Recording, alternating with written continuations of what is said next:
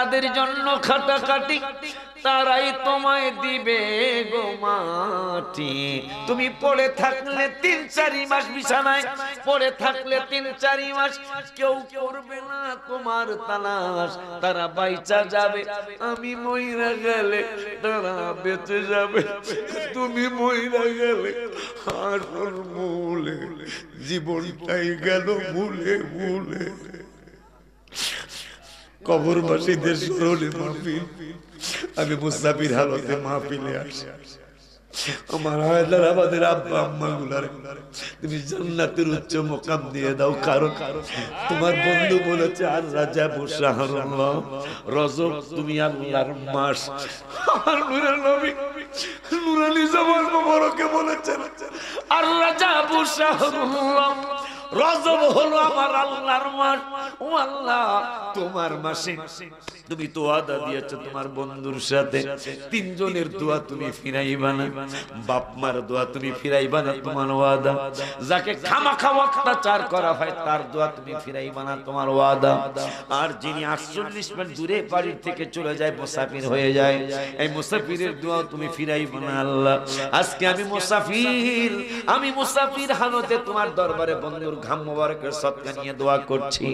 এই হায়দ্রাবাদের এই মাহফিলের বরকতে কবরের নিচের মানুষগুলার তুমি জান্নাতের উচ্চ মাকাম দিয়ে দাও। জিবরাইলকে বললেন পাগড়ি মোবারক আনো। জিবরাইল পাগড়ি মোবারক আনতে গেলেন, যা একটা বিপদে পড়ে গেলেন জিবরাইল। 40,000 ফেরেশতা পাগড়ি মোবারক এনে চতুর্দিকে দাঁড়ায়া নূরের নবী, হায়াতুন নবী, জিন্দা নবী, রহমাতুল লিল আলামিনের উপর দুরূদ আর সালাম পড়ে। মারহাবা কয় না। জিবরাইল পাগড়ি মোবারক ধরবেন, পাগড়ি মোবারক নেবেন, 40,000 ফেরেশতা মিছিল করে।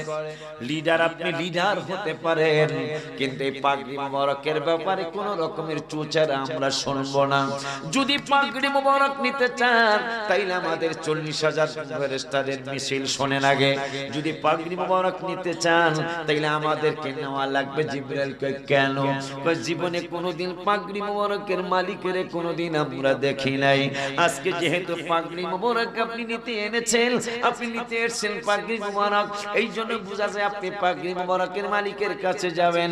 লিডার, আমাদের মনে একটা দুঃখ, পাগড়ি মোবারক দেখা যদি এত মজা লাগে, আজকে 40টা বছর বা 40,000 বছর এই পাগড়ি মোবারকের দিকে তাকায়া তাকায়া রহমাতুল লিল আলামিনের উপর দরুদ আর সালাম পড়ে আজকে 40,000 বছর চলে গেল, এখন পর্যন্ত পাগড়ি মোবারক দেখা মজা শেষ হলো না।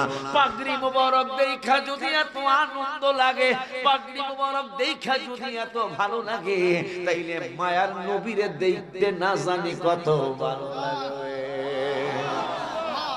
জিবরাইলকে অসুবিধা নেই, 70,000 ফেরেশতা নিয়েই তো নবীর আনতে যাব, তো তোমাকে 40,000 পাইলাম আর 30,000 আমি যোগাইতেছি।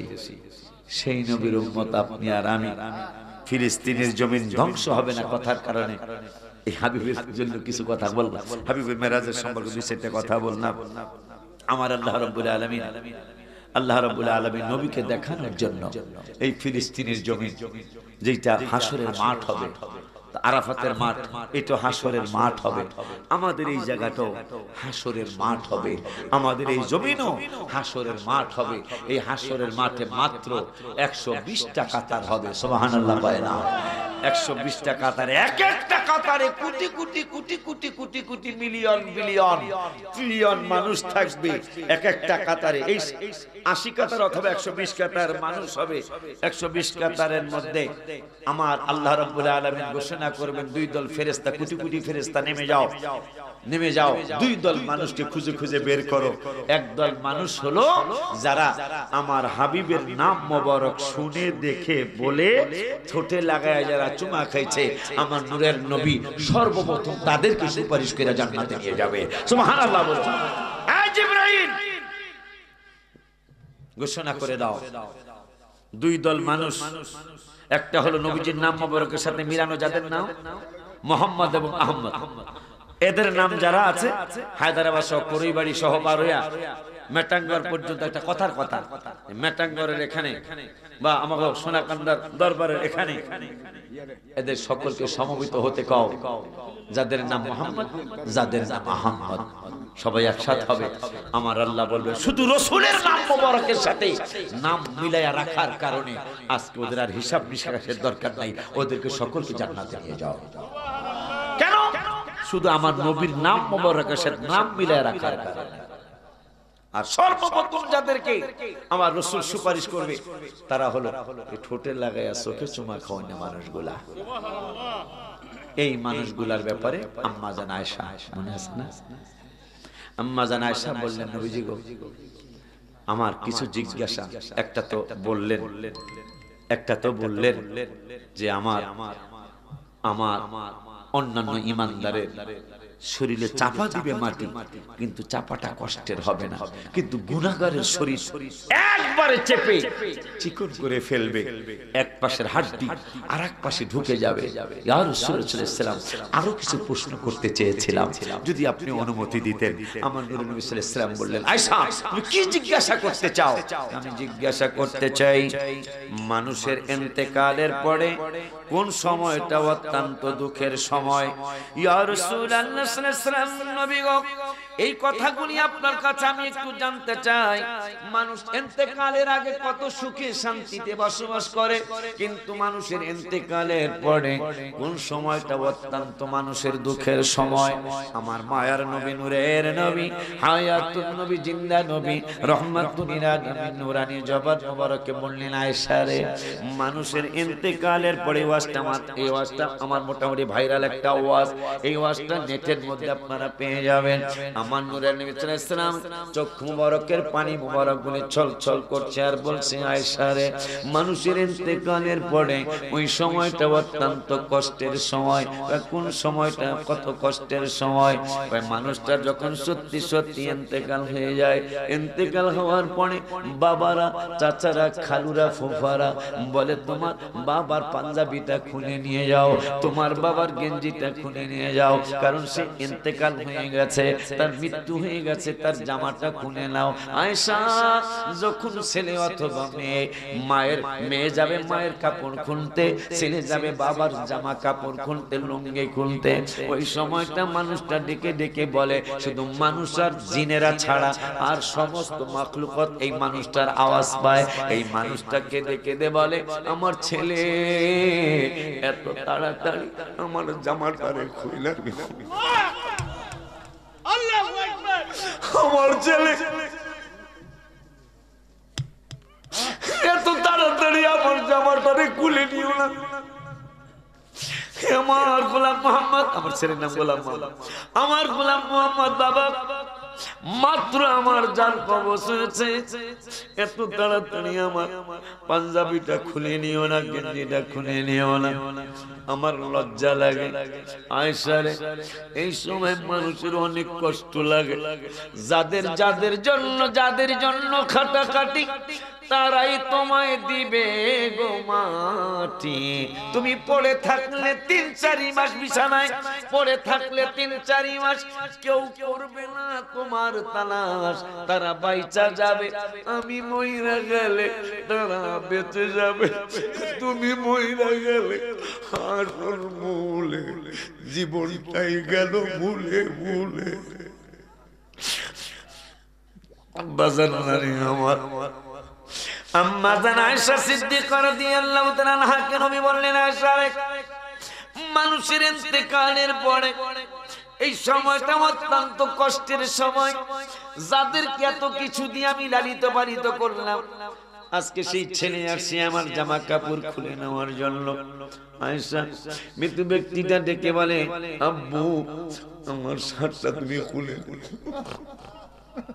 আল্লাহু আকবার, আব্বু আমার লুঙ্গিটা তো তাড়াতাড়ি খুলে নিও না। সেই মানুষ, কতগুলি মানুষ হায়দ্রাবাদের গোরস্ত কতগুলি মানুষ হাট বলি বাড়ির গোরস্থানে, কতগুলি মানুষ পাক দাওড়ার গোরস্থানে, কতগুলি মানুষ কড়ই বাড়ির গোরস্থানে, কতগুলি মানুষ বাঁশবাজার বাঙ্গুরার গোরস্থানে। আমার মায়ের নবী নূরের নবী আয়েশা, এই সময়টা মানুষের অত্যন্ত দুঃখের সময়। আম্মা জান আয়েশা সিদ্দিকা রাদিয়াল্লাহু তাআলা বলেন, নবী গো, একটা জানলাম আর একটা জিনিস জানতে চাই। কি জানতে চাও? মানুষের ইন্তেকালের পরে এর চেয়েও কি আরো কোনো কষ্টের সময় আছে? আমার নূরের নবী কে আছে আয়েশা কয়, সেটা কোন সময়? যে মানুষটা সারা জীবন ইনকাম দিয়ে ঘর তৈরি করেছে, সারা জীবনের ইনকাম দিয়ে যিনি একটা ঘর তৈরি করেছেন, গোসলের নাম দিয়ে, বড়ই পাতার পানির গোসলের নাম দিয়ে, দামি দামি কোন সাবান নয়, মোটামুটি একটা নরমাল সাবান। যেই মানুষটা 100, 150, 200 টাকার সাবান দিয়ে শরীরে, আল্লাহ তুমি আমাদেরকে মাফ করে দাও।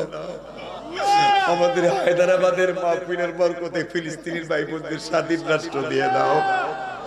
18,000 শিশু শহীদ হয়ে গেছে, ওদের আত্মার দিকে তাকায় ফিলিস্তিনকে একটা স্বাধীন রাষ্ট্র দিয়ে দাও।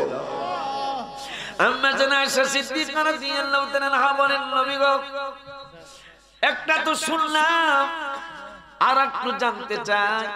আমার নূরের নবী সাল্লাল্লাহু আলাইহি ওয়াসাল্লাম কয়, কি জানতে চাও আয়েশা? মানুষের এরপরে আরো কোন কষ্টের সময় আছে নি? আমার নূরের নবী হায়াতুন নবী, জিন্দা নবী, রহমাতুল লিল আলামিন কয়, আয়েশা, মানুষটা ঘর তৈরি করেছে, ইট কিনেছে, বালু কিনেছে, সিমেন্ট কিনেছে, রড কিনেছে, এত কিছু কেনার পরে ঘর তৈরি হয়েছে। গোসলের নাম দিয়ে 4 জন 5 জনে ধরে বডিডারে ঘরের থেকে বের করে। মৃত ব্যক্তির মনে আছে সেই শিশুকালের কথা, আমার বাবার হতে এইভাবে ঘর থেকে বের করা হয়েছিল, আর কোনোদিন বাবারে ঘরে আনা হয় নাই। মৃত ব্যক্তিটা ওই সময় কেঁদে কেঁদে বলে, আব্বু আস্তে আস্তে হাঁটো, আমি তোর জীবনে কোনোদিন এই ঘরে থাকতে আসবো না, আমি তো আর কোনোদিন এই ঘরে থাকতে আসবো না। আস্তে আস্তে হাঁটো, আস্তে আস্তে আমাকে বের করো, আর কোনোদিন এই ঘরে আমি, এই রুমে আমি থাকতে আসবো না। জনমের মতো আমার রুমটারে আমি দেখে যাই রে আব্বু, একটু আস্তে আস্তে হাঁটো, বাবারে আর কোনোদিন নাস্তা দেওয়া লাগবে না।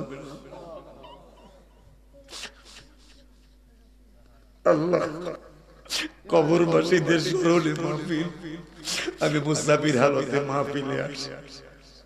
আমার হায়দ্রাবাদের আব্বা আম্মা গুলারে তুমি জান্নাতের উচ্চ মুকাম দিয়ে দাও, কারণ তোমার বন্ধু বলেছে আর রাজাব শাহরুল্লাহ, রজব তুমি আল্লাহর মাস। আমার নূরের নবী নূরানী জবান মোবারকে বলেছেন, আর রাজাব শাহরুল্লাহ, রজব হলো আমার আল্লাহর মাস। ও আল্লাহ, তোমার মাসে তুমি তো ওয়াদা দিয়েছো তোমার বন্ধুর সাথে, 3 জনের দোয়া তুমি ফিরাইবা না, বাপ মার দোয়া তুমি ফিরাইবা না, তোমার ওয়াদা। যাকে খামাখা অত্যাচার করা হয় তার দোয়া তুমি ফিরাইবা না, তোমার ওয়াদা।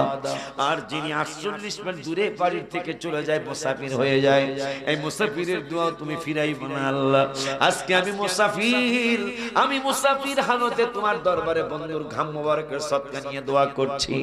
এই হায়দ্রাবাদের এই মাহফিলের বরকতে কবরের নিচের মানুষগুলার তুমি জান্নাতের উচ্চ মাকাম দিয়ে দাও। আম্মা জান আয়েশা, বসেন, একটু ভালোবাসা দিয়ে বসেন। বাজান রে আমার, হ্যাঁ বাজান, আম্মা জান আয়েশা সিদ্দিকা রাদিয়াল্লাহু তাআলা আনহা ডেকে বলেন, ওগো মায়ার নবী, ইন্তেকালের পরে এর চেয়েও আরো কোন কষ্টের সময় আছে নি? আমার নূরের নবী সাল্লাল্লাহু আলাইহি ওয়াসাল্লাম কে আছে রে আয়েশা? কয় সেইটা কোন সময়? কয় ঘরের থেকে যখন মানুষটারে বের করে নিয়ে যায়, বের করে নিয়ে গোসল শুরু করে, মৃত ব্যক্তিটা ডেকে বলে, আমাকে বেশি গরম পানি ডালল। আমি হাদিসের কথা বলছি, 4টা হাদিস আছে এই ব্যাপারে। মৃত ব্যক্তিটা ডেকে বলে, আমাকে বেশি ঠান্ডাও দিও না, আমাকে বেশি গরমও দিও না, কারণ আমাকে মারতে জানটা বাইর হইতে চায় না। জানটা একবারে বগলের নিচে পলাবে, একবার কানের এই লতির কাছে পলাবে। আপনার আমার রুহুটা আমার কানের লতির কাছে পলাবে, নাকের বাঁশির ভিতরে পলাবে, একবারে পায়ের কানে আঙ্গুলের কাছে যায় পলায়া থাকবে। আমার আল্লাহকে ফেরেশতারা বলবে, আল্লাহ এই তো বাহির হতে চায় না। আমার আল্লাহ বলবেন, আমার নাম আর আমার বন্ধুর নাম মোবারক, হাতের মধ্যে লেখা একটু দেখাও। দেখবা অনায়াসে আমার বন্ধুরে দেখলে বের হয়ে আসবে। সুবহানাল্লাহ। ওই মৃত ব্যক্তিটা ডেকে বলবে, আয়েশা রে, মৃত ব্যক্তিটা ডেকে বলবে, আমারে জান বাহির করতে করতে শরীরটারে বিভিন্ন ধরনের আযাব, বিভিন্ন ধরনের কষ্ট নিয়ে আমার রূহটা বের করেছে। আমার এখন কি বলে, গরম পানিও দিও না, বেশি ঠান্ডা পানিও দিও না, আমার কষ্ট হবে। আয়েশা সিদ্দিকা বলতেছেন, নবী গো, এর চেয়ে আরো কষ্টের সময় আছে ইন্তেকালের পরে। আমার নূরের নবী সাল্লাল্লাহু আলাইহি ওয়াসাল্লাম বললেন, আয়েশা, সবচেয়ে বেশি কষ্টের সময় যেটা আমার জীবনে, আমার বাবাকে, কিন্তু যুবক এইটা নিয়ত করে ফেলো, বাবা মানুষ দিয়া কেন বাবারে শেষ গোসল করাইবা, নিজের বাবার গোসলটা নিজে করাইয়া দিও। আমার জীবনে আমার আব্বা, আমি কিন্তু অনেক কষ্ট করুন না মানুষ। এমনও দিন গেছে ঢাকায় আমি 5 টাকা দিয়া সারাদিন খেয়েছি। আমি সেই দিন আমার গিয়েছে বাবা ঢাকায়, ওই আব্বাকে আমি বারবার গোসল করাইতাম, গোসল করাইতাম, আর বাবাই কাঁদতো। আমি বলতাম, আব্বা, মানুষের ছেলেরা মানুষের বাবাকে মাকে কষ্ট দেয়, আমি আপনারে গোসল করাই, আপনি কেন কাঁদেন? আমার আব্বা বলতো, আব্বু সব কান্দা কিন্তু কষ্টের কান্না না, তোমার যখন তুমি আমারে গোসল করাও, আমারে তোল দিয়া দাও। আমার আব্বার কত মেসেজ করে দিচ্ছি। যদি জীবনে বড় হতে চাও, যদি জীবনে কেউ বড় হতে চাও, যে আমি পৃথিবী থেকে বড় হয়ে এরপরে আল্লাহকে রাসূলকে সন্তুষ্ট করে কবরে যাব, তাইলে বাবাকে মাকে কষ্ট দিবা না। আমার যখন সবরি করার ক্ষমতা ছিল না, সবরি কলা কিনার ক্ষমতা ছিল না, আমি তখন চাম্পা কলার দোকানে যাইতাম, কারণ আমার টাকা নাই। চাম্পা কলার দোকানে গিয়ে, কারণ আটা নাই, 50 পয়সা দিয়ে 4টা 8টা কলা কিনা যাইতো। আমি আমার ছোট সময় ওই কলাগুলি নিয়ে যায় আম্মার সামনে, বাবাগুলার বন্ধ করতে হবে, আম্মার কাছে যায় বলতাম আর কানতাম, মাগো আমায় করবেন দোয়া, যাব আমি মদিনায়, মাগো আমায় করবেন দোয়া, যাব মদিনায়।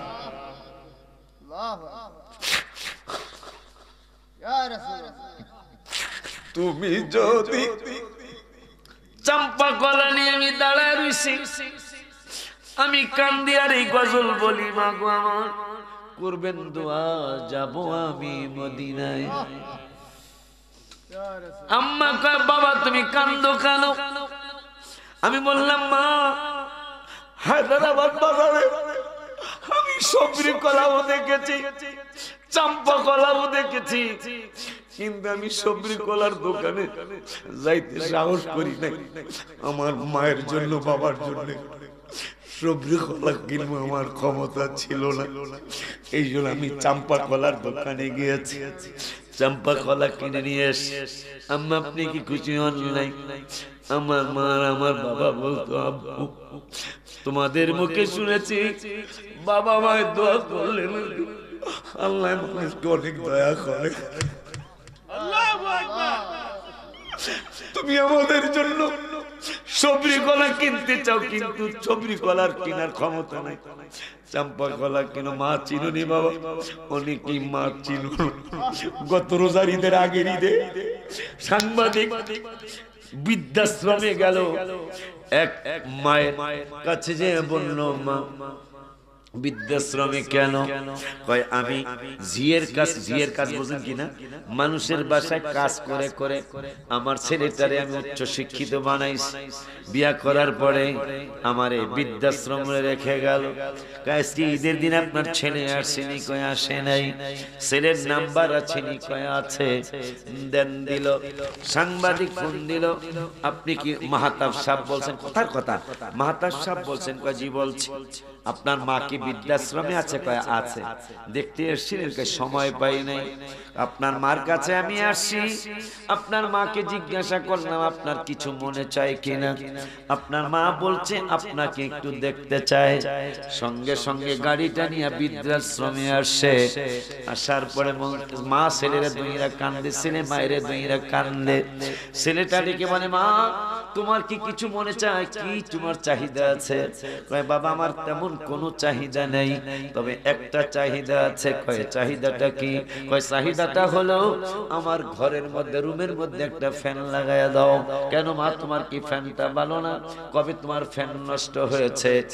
মহিলাটা ডেকে বলতেছেন, বাবা তুমি যেই দিন আমারে 6 বছর আগে এখানে রেখে গেছো, ওই দিন থেকেই ফ্যানটা নষ্ট, আর ফ্যানটা ঠিক হয় নাই। এখন আমার আর কোনো দাবি নাই, আমার একটা ফ্যান লাগায়া দিয়ে যাও, তবে আমি ফ্যান চালাবো না। যুবকটা ডেকে বলে, মা তুমি ফ্যান লাগাইবা কিন্তু ফ্যান চালাইবা না কেন? কয় আমি ফ্যান ছাড়া যেহেতু 6টা বছর চলে গেছে, আমার জীবনে আর কোনোদিন ফ্যান লাগবে না। আমি কেন ফ্যান লাগাইয়া যাইতে চাই জানুনি? তুই তো মা বাপ এখনো হস নাই, যেই দিন বাবা হবি ওই দিন মায়ের কথা বুঝবি।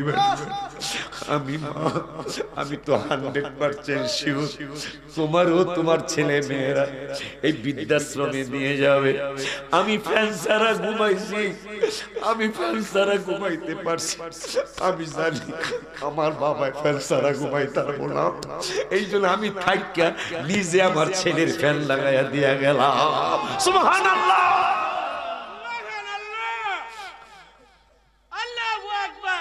এই হলো মা।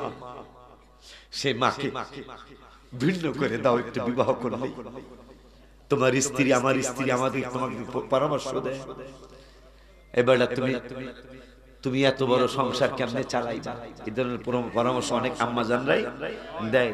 তুমি সবাই একা কামাই করে খাওয়াইবা, মা মনে রাখবা বাপ মা যদি খুশি থাকে তোমার স্বামী এত বড় হবে, এত বড় আল্লাহ বানাবে, তুমি চিন্তাও করতে পারবা না। সেই ধরনের ঘটনা আমার জীবনে একটা ঘটে গেল। আমি বাবাকে গোসল করে, বাবায় কাঁদে। আমি কি আপনি কান্দেন? আমার আব্বাকে আজকের কান্না আমার আনন্দের কান্না। নূরের নবী সাল্লাল্লাহু আলাইহি ওয়াসাল্লামকে আম্মা জান আয়েশা বলে, ইয়া রাসূলুল্লাহ সাল্লাল্লাহু আলাইহি ওয়াসাল্লাম, নবী গো, মানুষের ইন্তেকালের পরে আর কোন সময়টা অত্যন্ত কষ্টের সময়। আম্মা জান আয়েশাকে নূরের নবী সাল্লাল্লাহু আলাইহি ওয়াসাল্লাম বলেন, আয়েশা মানুষটারে যখন গোসল করায়, আব্বু আর অল্প একটু 12টা যেহেতু বেজে যেতে আর বেশি না, আব্বা জান ছোট পোলা ভাগ দাও, ছোট পোলা আমাগো জামানায় আমরা আরো বেশি দুষ্টামি করছি, অবশ্যই বেশি দুষ্টামি করছি, সত্য কথা। আগের দিনে আমাগো জামানায় সত্য কথা বলে আব্বারা সবাই হাসবে। আমাগো জামানায় মানুষের কাছে নারকেল থাকছে, একথা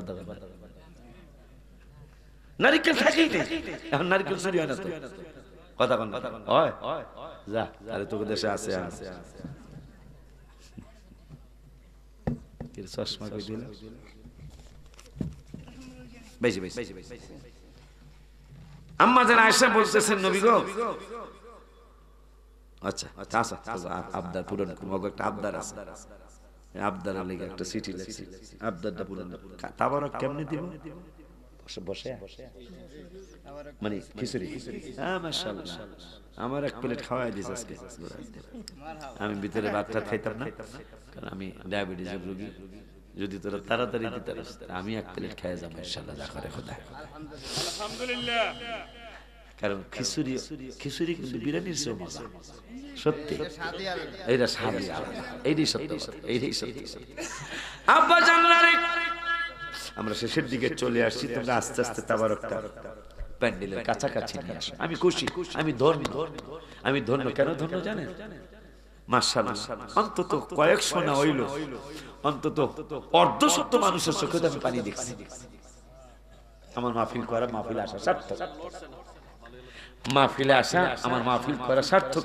আল্লাহ দয়া করলে ফিলিস্তিনের মুসলমানদেরকে আল্লাহ মুক্তি দিয়ে দিতে পারে, আমিন। কারণ আল্লাহর সবচেয়ে বেশি পছন্দ যে জিনিসটা বান্দা, সেটা হলো বান্দার চোখের পানি।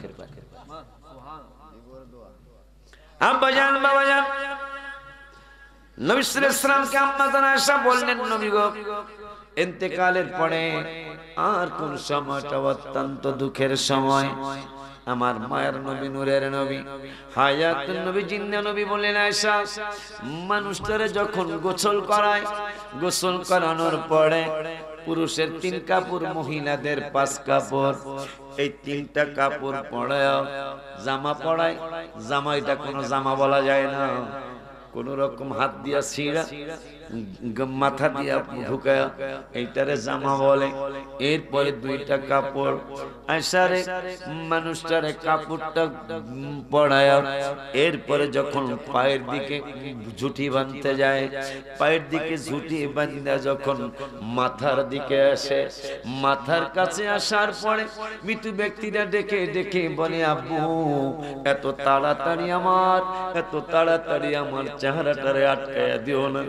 আমি যখন আমার বাবার শেষ গোসলটা শেষ করে পায়ের দিক দিয়ে ছুটিটা বাঁধা মাথার দিকে আসছি, আমার মনে হলো, হাদিস অনুযায়ী আমার মনে হলো আমার বাবা মনে হয় আমার, আমি একটাই মাত্র ছেলে, আমার আব্বা আম্মা।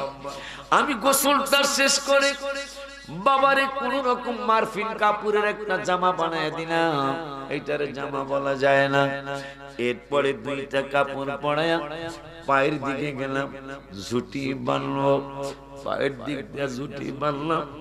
এরপরে মাথার দিকে গেছি, মাথার দিকে যাওয়ার পরে মনে হলো আমার বাবা, যেটা নবীজি বলেছেন আমার বাবা, মনে হয় বলতেছে, আব্বু ওয়ালিউল্লাহ রে, এত তাড়াতাড়ি আমার চেহারাটা আটকায়া দিও না আব্বু, কিয়ামতের আগে আর বাবারে দেখবা না, আল্লাহু আকবার, কিয়ামতের আগে আর বাবাই তোমারে দেখবো না। চেহারাটা খোলা রাখো, চেহারাটা খোলা রাখো, আমিও তোমাদেরকে দেখে যাই, তোমরাও বাবাকে জন্মের মতো দেখে রাখো। আয়েশা, এই সময়টা মানুষের অনেক কষ্টের সময়, কারণ চেহারা ঢাকা দিতেছে আর বাবারে দেখবো না। আয়েশা রে, এই সময়টা মানুষের অত্যন্ত দুঃখের সময়। এই মানুষগুলারে আমার আল্লাহ জিজ্ঞাসা করবেন, বাবা মারে কষ্ট দিয়া যারা জাহান্নামী হবে, নামাজ না পড়ে যারা জাহান্নামী হবে, বেয়াদবি করে যারা জাহান্নামী হবে, এই মানুষগুলারে 29 পারার সূরা মুদ্দাসসিরে আমার আল্লাহ প্রশ্ন করবেন, হে পাগলারা, মা সালাকাকুম ফি সাকার, তুই তো কোনদিন জাহান্নামী হওয়ার কথা, কারণ তোর বাবা মা আদম হাওয়া এরা দুজনেই জান্নাতি, তোরা তো প্রত্যেক সম্পত্তি হিসাবে জান্নাতের মালিক হওয়ার কথা, কিন্তু মা সালাকাকুম ফি সাকার, তোরা কেন পাগলারা জাহান্নামে আসছিস? আমরা কি উত্তর দিব? তাও আল্লাহ বললেন, ক্বালু লাম নাকু মিনাল মুসাল্লিন, আমরা জাহান্নামে যাওয়ার একমাত্র বড় কারণ হলো আমরা নামাজ ফরজ হইছে নামাজ পড়তাম না, আর একটা কারণ হলো ওয়ালাম নাকু নুতিমুল মিসকিন, আমরা এতিম মিসকিনদেরকে খাওয়ান দিতাম না, জানতাম ওরা না খায়া রইছে, জানতাম ওরা কষ্ট করতেছে, তারপর কোনোদিন তাদের মুখে খাওয়া দেওয়ার চেষ্টা করি নাই। এই কয়েকটা কারণে আমাদেরকে জাহান্নামে আসতে হয়েছে। আব্বু, হায়দ্রাবাদের আমার যুবকেরা, হায়দ্রাবাদের আমার আব্বারা, হায়দ্রাবাদের আমার বাজানেরা, আমার আম্মা জানেরা পায়ে ধরে বলে যায় কবরে কিন্তু নবী ছাড়া আর কেউ যাবে না বাবা, আপনার ছেলে যাবে না, মেয়ে যাবে না, ওই কবরে একটু শান্তিতে থাকার জন্য 5 ওয়াক্ত নামাজ পড়বেন। বাবাকে মাকে জীবনে বড় হইতে চাইলে বাবাকে মাকে খেদমত করবেন। জীবনে যদি শান্তিতে থাকতে চান বাবা মার মনে কষ্ট দিবেন না। রাস্তাঘাটে মুরব্বীদেরকে সালাম দিবেন, ছোটদেরকে আদর দিবেন। আব্বা জানলা শুধু তাই নয়, বিশেষ করে হারাম থেকে বেঁচে থাকবেন, কারণ হারাম যদি ইনকামের মধ্যে থাকে যত নামাজ পড়েন কোনো কাজ হবে না। আবদার করে গেলাম আর ওদের চাহিদাটা পূরণ করে এরপর আমরা মিলাদে যাব। তোমরা তাবারক নিয়ে আসো। রহমতে আলম নবী নূরে মুজাসসাম বলো, রহমতে আলম মানে ইয়া প্যাকেট তো না, অসুবিধা নেই, অসুবিধা নেই, তোরা ইয়াতে বলো। রহমতে আলম নবী নূরে মুজাসসাম বলো, রহমতে সাহাবীরা আতর বানাই ওই নবীজির ঘাম বলো, সাহাবীরা আতর বানাই। বাবারে চিনো মানো জানো কেমন আমার নবীজি, যাহার পাগল চন্দ্র সূর্য তারকারাজি বলো, যাহার পাগল চন্দ্র সূর্য জি বাবা। আরো শুনবানি সুন্দর কাহিনী, আরো শুনবানি সুন্দর কাহিনী, জান্নাতের রুমে রুমে লেখা নবীর নাম বলো না, জান্নাতের রুমে রুমে বলো না। রহমতে আলম নবী নূরে মুজাসসাম বলো, রহমতে আলম নবী নূরে মুজাসসাম, সাহাবীরা আতর বানাই ওই নবীজির ঘাম বলো, আতর বানাই। যখন মাহফিলটা হবে এই যুবকদেরকে অনুপ্রেরণা দেওয়ার জন্য মাশাআল্লাহ আমি দিনই অল্প অল্প সময় দেব ইনশাআল্লাহ। আমাদের সুন্নি ইজতেমা, মারহাবা বলেন, মারহাবা, বহু দিনের আশা। এটা একটা সুবিধা হলো যে যে পীরের মুরিদ থাকি আমরা সুবিধা নাই। এই সুন্নি ইজতেমাই যে একটা সুবিধা যে ওনাকে মুরিদ হই তুমি না ইজতেমায় যাওয়া যাবে, এটা নিয়ম নাই। আমরা প্রত্যেক সুন্নি দরবারের মুরিদেরা এই সুন্নি ইজতেমায় আমরা যেতে পারবো। 13, 14, 15 চলতি মাসে আমিও থাকবো, আমার বাসার সামনেই। আমি উদ্বোধনের দিনে গেছিলাম, ফেসবুকে হয়তো অনেকে পেয়েছেন। উদ্বোধনের দিনে আমি গেছিলাম, আমি 13, 14, 15 আমি 10 মিনিট হলো একটু সময় দিব, আপনারা যান। আমাদেরও সুন্নি ইজতেমার লক্ষ লক্ষ লোক আছে, গেলেই দেখেন আলহামদুলিল্লাহ বলেন। এত বড় জমায়েত আমরা খুব কমই দেখাইতে পারছি, সুন্নি ইজতেমায় যেটা দেখাইতে পারি, কারণ 5-7 লক্ষ লোক হয়ে যায় আলহামদুলিল্লাহ। এই যে সবাই আমার সাথে দেখা হবে আপনাদের ইনশাআল্লাহ। 14, 15, 16 আমার সাথে আপনাদের দেখা হবে ইনশাআল্লাহ।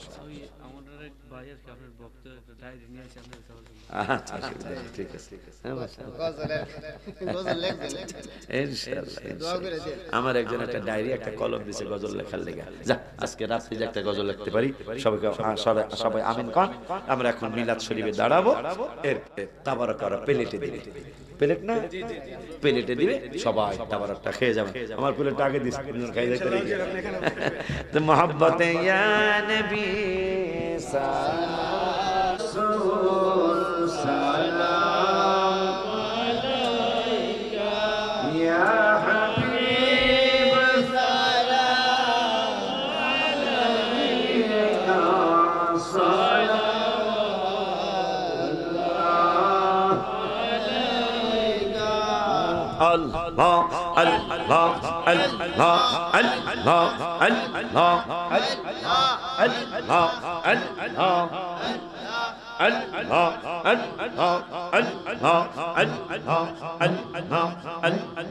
আমার জীবন বিফলার জীবন বিফলে ও মুর্শিদ চান আপনায় না পাইলে হে মারহাবা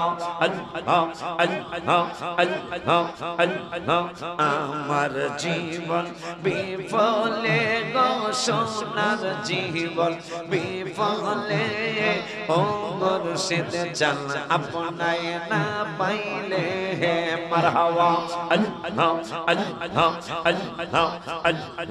আমি অন্ধ কপাল মন্দ পাইলাম না মুর্শিদের সঙ্গ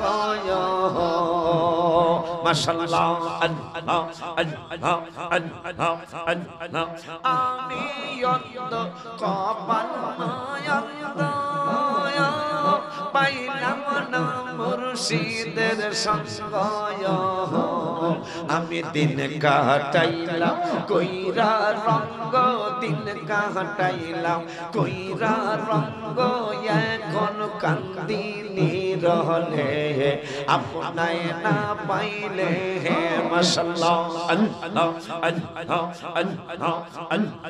আমার জীবন বিফলে গো সোনার জীবন বিফলে ও বাজান চান আপনায় না পাইলে হে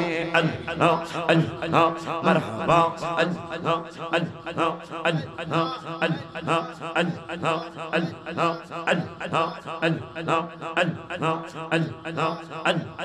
মুর্শিদ কেবলা রে আমার হামিদ বাবা রে আমারে পাগল বানাইয়া কই গেলা রে মারহাবা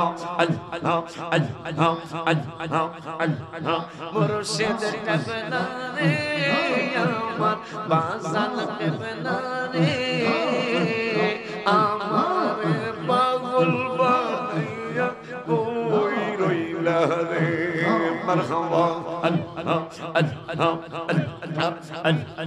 তোমায় আমি ভালোবাসি মন প্রাণ দিয়া সহিতে পারি না জ্বালা জলে রোয়া রোয়া মারহাবা দেখে যাও একবার আসিয়া মাশাআল্লাহ দেখে যাও একবার আসিয়া আছি কত সুখে রে প্রাণের মুর্শিদ রে আমার দয়াল বাজান রে আমারে পাগল বানাইয়া কই রইলা রে মারহাবা লা ইলাহা ইল্লাল্লাহ মুহাম্মাদুর রাসূলুল্লাহ সাল্লাল্লাহু তাআলা وكفر عنا سيئاتنا وتوفنا مع الأبرار رب ارحمهما كما ربياني صغيرا ربنا لا تجعلنا فتنة للقوم الظالمين ونجنا برحمتك من القوم الكافرين رب العالمين হায়দ্রাবাদের একটু আগে বাবা কথা বললো আমার কানে কানে বড় মায়া লেগে গেছে যুবকটা ডেকে বলল হুজুর এই মাহফিল যারা প্রতিষ্ঠা করেছে আপনাকে তারা অনেকবার আনতে চেয়েছিল কিন্তু আনতে পারে না তারা অনেকেই আজকে কবরের জগতে চলে গেছে আল্লাহ আমার বাজানদেরকে তুমি জান্নাতি বানায় দিও আমার বাজানদেরকে তুমি জান্নাতের উচ্চ মাকাম দিয়া দিও যে বাজান আমার আনতে চেয়েছিল কিন্তু আনার আগে কবরে চলে গেছে আল্লাহ এই বাজানগুলোকে তুমি কবরে কষ্ট দিও না এদেরকে তুমি জান্নাতের মেহমান বানায়া দিও সেই সন্ধ্যা থেকে এই পর্যন্ত রাত্র গভীর পর্যন্ত যতগুলি নেক তুমি দিয়েছো আল্লাহ, লক্ষ কোটি গুণ বাড়ায় আমাদের জানের জান প্রাণের প্রাণ হায়াতুন নবী জিন্দা নবী রহমাতুল আলামিনের নূরানি কদম মোবারকে পৌঁছাও। নবীজির আহলে আওলাদ আহলে বায়াত সাহাবায়ে কেরাম তাবিঈন তাবিঈ তাবিঈন সালিহিন সিদ্দিকিন যে যেখানে শোয়া সকলের রূহ মুবারকে হাদিয়াগুলি মেহেরবানি করে পৌঁছাও রব্বুল আলামিন। বাবা আদম থেকে পর্যন্ত যত নবী ওলি গাউস কুতুবের মুর্শিদ ওলিয়া ওলিয়া মুমিনিন মুমিনাত মুসলিমাত মুসলিমিন মুসলিমাত অন্ধকার কবরে সকলের কবরে হাদিয়াগুলি পৌঁছাও রব্বুল আলামিন। আল্লাহ এই মাহফিলে যারা বিদেশ থেকে এবং দেশ থেকে যে যেখান থেকে সহযোগিতা করেছে প্রতিষ্ঠাতা বাজানেরা অনেকেই কবরের জগতে অনেকে বিদেশের জমিনে আছে আল্লাহ আমার কবরে যেই বাজানরা আছে তাদের কবরে হাদিয়াগুলি পৌঁছাও। আমার যেই বাজানরা কোনো জীবিত আছে কেউ দেশে কেউ বিদেশে 18তম সুন্নি মহাসম্মেলনরা করে ফেললো আল্লাহ ওদেরকে তুমি নামাজি বানায় দিও আল্লাহ, বাবা মার খেদমতগার বানায় দিও আল্লাহ।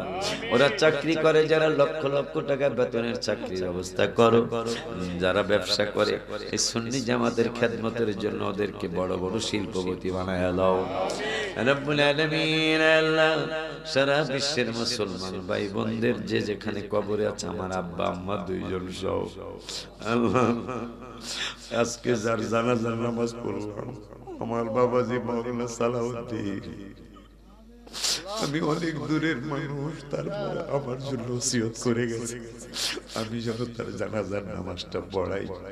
তুমি সুযোগ দিয়েছো সকলের সাথে আমার বাজার মাওলানা সালাউদ্দিনের কবরে হাদিয়াগুলি পৌঁছাও রব্বুল আলামিন।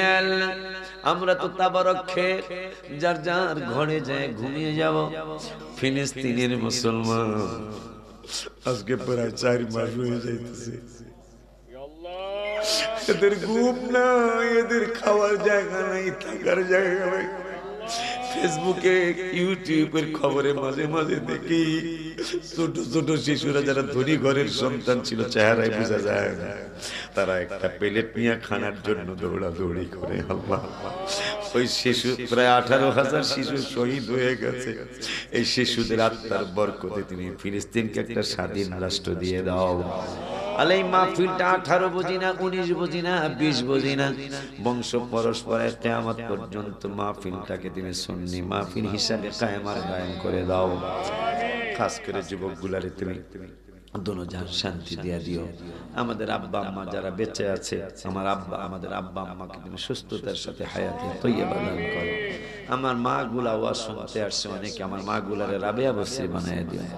আমাদের ছেলে মেয়েরা দাখিল পরীক্ষা মেট্রিক পরীক্ষা দিবে, ওদেরকে পরীক্ষা কামিয়াবি দান করো আল্লাহ রব্বুল আলামিন। আল্লাহ আমার বাবাজি বাবা নাই, তার বাবার জন্য দোয়া চেয়েছে জান্নাতি বানাও। মা বেঁচে আছে, মাকে সহ যেন উমরা হজ করতে যাইতে পারে তৌফিক দিও। তোমার হাবিবুল্লাহর উসিলায় আমাদের বলা না বলা দোয়াগুলো কবুল আর মঞ্জুর করে নাও।